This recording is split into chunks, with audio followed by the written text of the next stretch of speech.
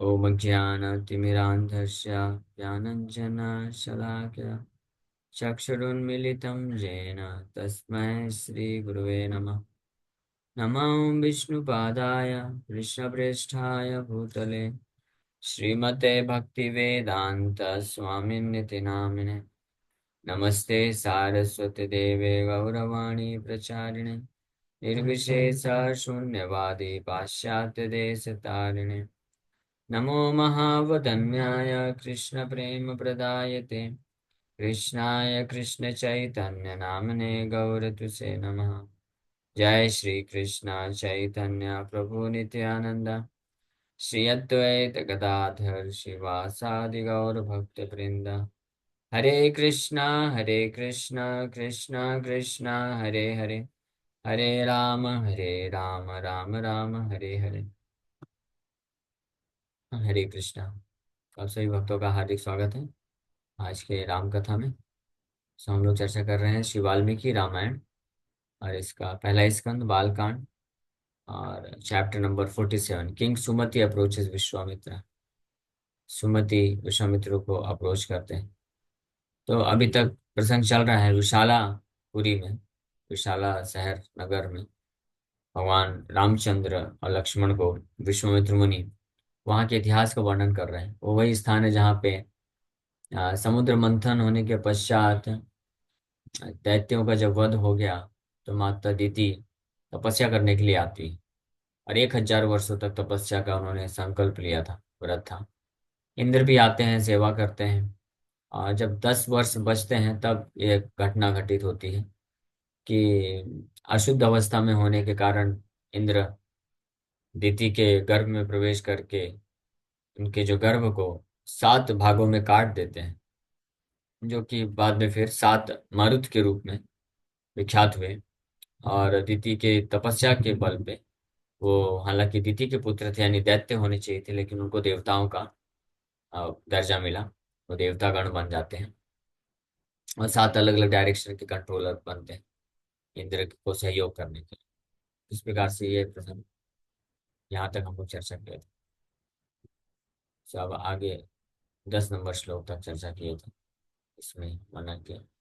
So descendant of Kakutsa, this is the place formerly occupied by the great Indra, the place where he menially served Diti, who had become perfect through her austerities. तो यहाँ तक निष्कर्ष conclude करते हैं विश्वामित्र मुनि कि यही स्थान है जहाँ पे इंद्र आकर के दीति का सेवा किए।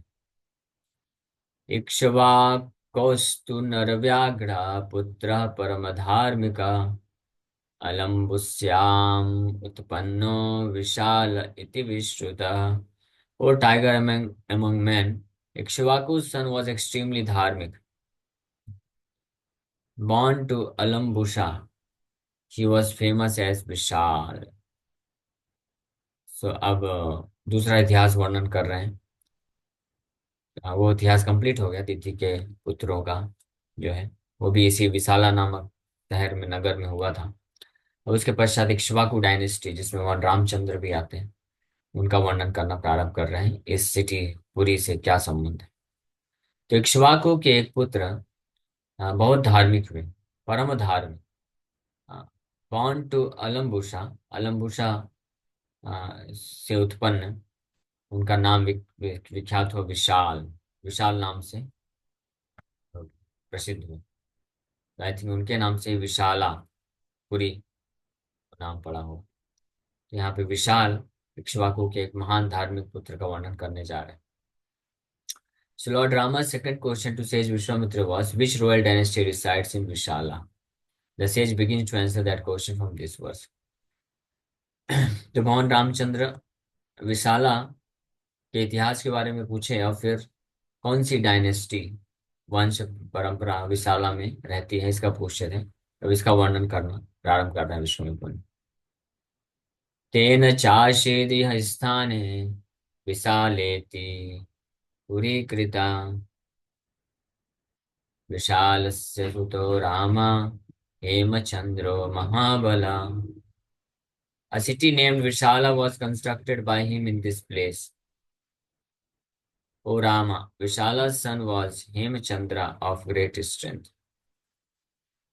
So a city named Vishala was constructed by him in this place. So Ikshvaku के परम धार्मिक पुत्र विशाल के द्वारा ही इसी स्थान पे ये शहर बसाया गया जिसका नाम विशाला पड़ा। O Rama Visala's son was Hemchandra of great history. विशालस्य सुतो रामो हेमचंद्रो महाबल। और विशाला के विशाल के पुत्र हुए हेमचंद्र जो कि महाबला बहुत शक्तिशाली। सुचंद्र इति विख्यातो हेमचंद्रादनन्तरः सुचंद्र तनयो रामा धूम्रस्व इति विश्रुता। After Hemchandra was his son famous as Suchandra. O Rama, Suchandra's son was famous as धूम्राश्व।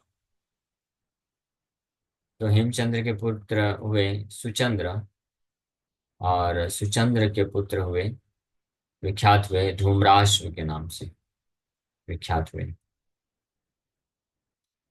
धूम्राश्वतनयश्चापि संजया संपद्यता संजयस्य सुतः श्रीमान सहदेवा प्रतापवान।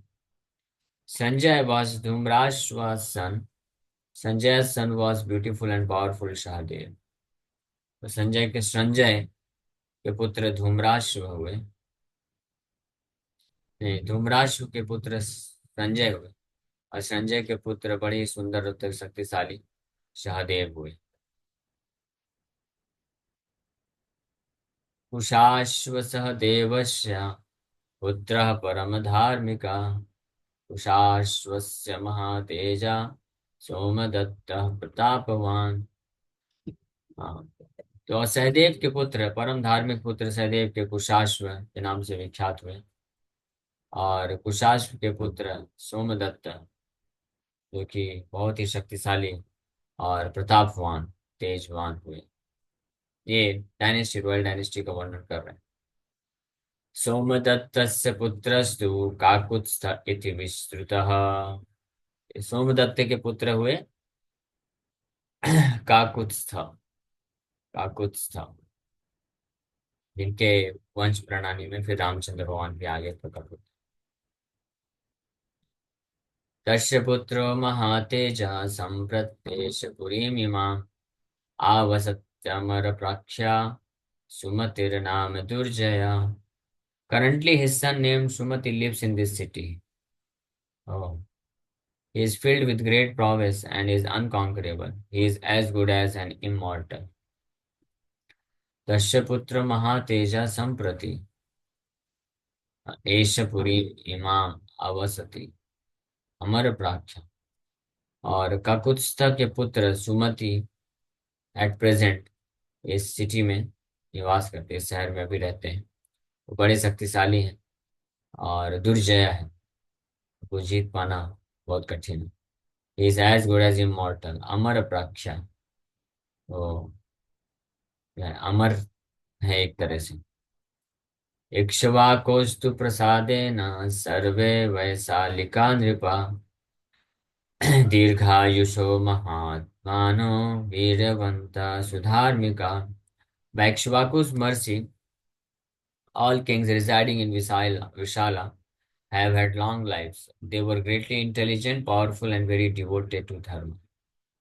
So इक्ष्वाकु की कृपा से जितने भी राजा इस विशाला नगरी में आए राज्य करने के लिए, तो उनका जीवन बड़े ही दीर्घायु बड़ी लंबी आयु के आशीर्वाद को प्राप्त किए और साथ ही साथ में महात्मानो वीरवंतो सुधार्मिका, बड़े बुद्धिमान शक्तिशाली और सुधार्मिक प्रवृत्ति के हुए सारे के सारे राजा। So one might wonder how come Ikshvaku's dynasty consisted of so few persons. This verse responds to that. Ikshvaku's mercy was the result of Vishala's prayers to him. विशाल की प्रार्थना पे इक्ष्वाकु किस प्रकार की कृपा प्राप्त करते हैं। Lesser number of descendants in lineage compared to other lineages. तो विशाल इक्ष्वाकु के एक पुत्र हुए विशाल, जिनके कई पुत्र हुए। एक पुत्र परंपरा विशाल से हुई और इक्ष्वाकु के एक और पुत्र हुए, उनकी परंपरा में आगे और भी वंशज निकले। तो विशाल जो है, विशाला नगरी जो बसा है, उन्होंने एक शिवा को प्रार्थना किया, संतुष्ट किए। तो उनकी कृपा से, फिर उनके आशीर्वाद से विशाला नगरी में, यानी विशाल के जितने भी वंशज आए, वो सब के सब उस कृपा को प्राप्त करके उनकी आयु बहुत ज्यादा हुई। इसलिए उनके वंश परंपरा में बहुत कम राजा ही गिनने में आते हैं। इहाद्य रजनीं रामां सुखं वत्स्यामहे वयं स्वप्रभाते नरश्रेष्ठा जनकं द्रष्टुमर्हसि। O Rama, we will happily stay here tonight. O best of men, tomorrow early morning you should to go to see Janak. तो विशाल गौरी बोल रहे हैं कि इसलिए आज रात्रि को हम लोग यहीं पे विश्राम करेंगे सुखपूर्वक। और ओ बेस्ट ऑफ मेन, कल हम लोग यहाँ से नरश्रेष्ठा,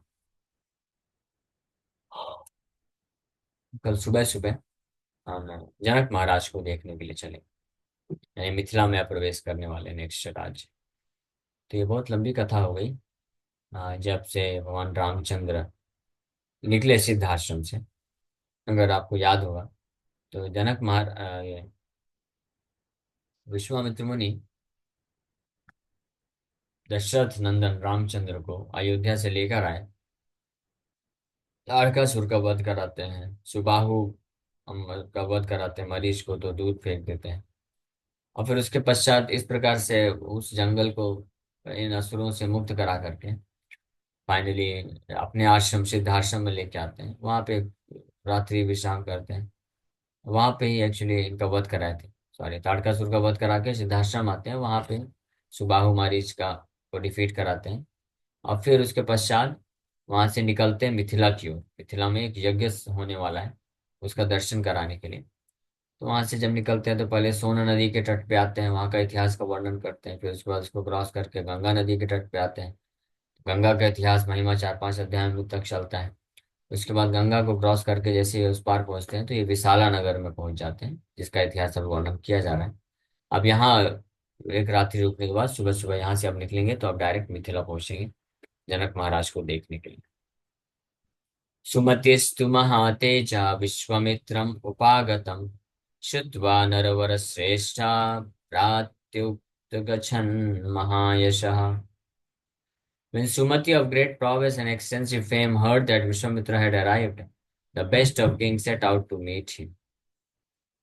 तो जब सुमति को पता चला कि बहुत ही शक्तिशाली और विख्यात विश्वामित्र मुनि उनके शहर में पधारे हैं, नगर में आए हैं, तो नरवर श्रेष्ठा, तो सभी राजाओं में श्रेष्ठ सुमति उनको मिलने के लिए पहुंचते हैं। पूजां च परमां कृत्वा सोपधायाय सब बान्धवः प्राञ्जलि कुशलं पृष्ट्वा विश्वामित्रमथाब्रवीत्। Along with his priests and friends, the king worshipped the sage nicely. Then, with his palms joined in supplications, he inquired from Vishwamitra about his welfare and then spoke as follows. तो अपने सभी पुजारियों, पुरोहितों और मित्र बंधुओं को साथ में लेकर आए सुमति। और जो है विश्वामित्र मुनि का बहुत अच्छे तरीके से सत्कार करते हैं, पूजा करते हैं। उसके बाद अपने दोनों हाथों को बड़े विनम्रता पूर्वक जोड़ करके विश्वामित्र मुनि से उनके हाँ, समंगल कुशलता के बारे में इंक्वायरी करते हैं, अबाउट हिज वेलफेयर। एंड उसके बाद फिर इस प्रकार से उनको संबोधित करते हुए बोलते हैं, धन्योऽस्मि अनुगृहीतोऽस्मि यस्य मे विषयं मुनि संप्राप्तो दर्शनं चैव नास्ति धन्यतरो मया। कि हे मुनि, विश्वामित्र मुनि, I am fortunate, I am blessed for you have come to my kingdom. मैं बहुत धन्य अस्मि, मैं बहुत सौभाग्यशाली हूँ। अनुग्रहीत अस्मि, I am blessed for you have come to my kingdom, कि आप हमारे राज्य में प्रवेश किए। यस्य में विषयम मुनि संप्राप्ता, कि आप हमारे राज्य में आए हैं। दर्शनम च एवा, क्योंकि मैंने आपका दर्शन प्राप्त किया है। दर्शन मतलब ऑडियंस, मतलब आपसे सुनने का अवसर मुझे मिल रहा है, ये है मतलब दर्शनम का असली मतलब ये है। नास्ति धन्यतरा मया, मेरे से ज्यादा और भाग्यशाली और कौन हो सकता है। So Sumati was a Raja Rishi, a saintly king, because he had learned the science of self-realization and devotion service to the Supreme Lord from his predecessors. This was a characteristic of the descendants of King Ikshvaku, as mentioned by Supreme Personality of God in Bhagavad Gita. Imam vivasvate yogam proktavanaham avayam vivasvan manve praha manurikshvakya ब्रवीत। सो सुमति जो है एक राजऋषि थे, क्योंकि इक्ष्वाकु महाराज की परंपरा में आ रहे हैं। और ये परंपरा भगवान कृष्ण स्वयं चालू किए हैं, विवस्वान से सूर्य के देवता को गीता सुना करके ये परंपरा चालू की थी। विवस्वान अपने पुत्र मनु महाराज को सुनाते हैं, मनु महाराज अपने पुत्र इक्ष्वाकु को सुनाते हैं, और इस प्रकार से इक्ष्वाकु फिर अपने पुत्रों को ये ज्ञान प्रदान करते हैं। एवं परंपरा प्राप्त निम राज ऋषियों में, इस प्रकार से परंपरा के थ्रू ये राज ऋषियों के बाद एक के बाद एक उनके डिसेंडेंट वंश प्रणाली में दिया गया। तो सुमति भी उस वंश प्रणाली में आ रहे हैं, तो इसका मतलब वो भी एक राज ऋषि हैं, कृष्ण के महान भक्त हैं, गीता का ज्ञान है उनको पूरी तरीके से। इसलिए वो विश्वामित्र मुनि जैसे महान ऋषि को समझ पा रहे हैं, और अपने आप को कृतार्थ महसूस कर रहे हैं कि उनका दर्शन हुआ, प्राप्त हुआ, उनसे सुनने को मिलेगा। ये एक बहुत बड़ा धन्य तरुम है, नास्ति धन्य तरुम है। मैं बहुत सौभाग्यशाली हूँ, मेरे से ज्यादा सौभाग्य और किसका हो सकता है। इस प्रकार से चैप्टर यहीं पे कंप्लीट होता है, चैप्टर नंबर 47। सुमति विश्वामित्र मुनि को अप्रोच करते हैं, और इसके पश्चात जो है ये वहाँ का इतिहास और कुछ वर्णन करेंगे, गौतम ऋषि का इतिहास आएगा, फिर रामचंद्र भगवान अहिल्या का उद्धार करेंगे। उसके पश्चात फिर फाइनली जो है 50 नंबर अध्याय में जनक महाराज से मुलाकात होती है विश्वामित्र मुनि की। अब यहाँ से 50 नंबर अध्याय से भगवान रामचंद्र का जो है विवाह लीला इस प्रकार से होता है, और उसके बीच में कुछ इस इतिहास से अब आता है, ये सारी चीज वर्णन किया जाएगा। फाइनली ये बालकांड जो है चैप्टर नंबर 77, 28 अध्यायों के पश्चात भगवान राम सीताराम का विवाह के पश्चात जब अयोध्या पहुंचते हैं, वहां तक ये बालकांड की लीला चलेगी। ओके, तो कल हम लोग नेक्स्ट चैप्टर स्टार्ट करेंगे। गौतम कर से अहल्या, गौतम ऋषि अहल्या को श्राप देते हैं। Hare Krishna. Thank you very much. Hare Krishna. किसी वक्त कोई प्रश्न है तो पूछ सकते हैं। हरे कृष्ण हरे कृष्ण, कृष्ण कृष्ण हरे हरे, हरे राम राम राम।